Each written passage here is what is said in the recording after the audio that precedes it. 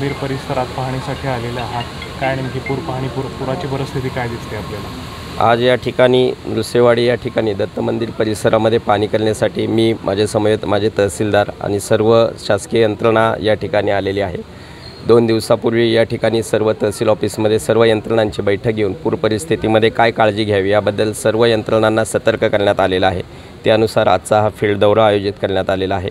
पाणी पातळी पंचगंगा आणि कृष्णा नदीची वाढत आहे, त्यामुळे या ठिकाणी मंदिर जे आहे ते आज निम्म मंदिर पाण्याखाली गेलेलं आहे आणि पाणी पातळी वाढते हे या ठिकाणी दिसते आहे। त्यामुळे सर्व शिरोळ तालुक्यातील जे नागरिक आहेत यांनी जी आपल्या तालुक्यातील 18 पूर्णतः बाधित होणारी जी गावं आहेत आणि 24 अंशतः बाधित होणारी जी गावं आहेत त्या नागरिकांनी या ठिकाणी सतर्क राहण्याची गरज आजपासून निर्माण झालेली आहे।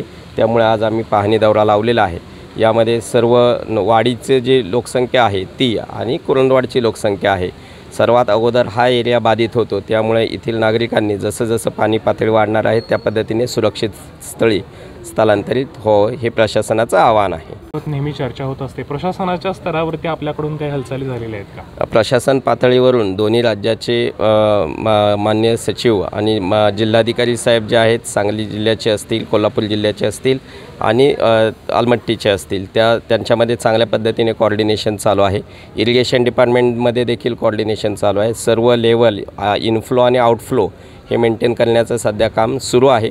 जशी पाणी पातळी वाढेल त्या संदर्भात त्या पद्धतीने अजून कोऑर्डिनेशन करून कशी पाणी पातळी कमी राहील या पद्धतीने प्रशासनाचे प्रयत्न सुरू आहेत।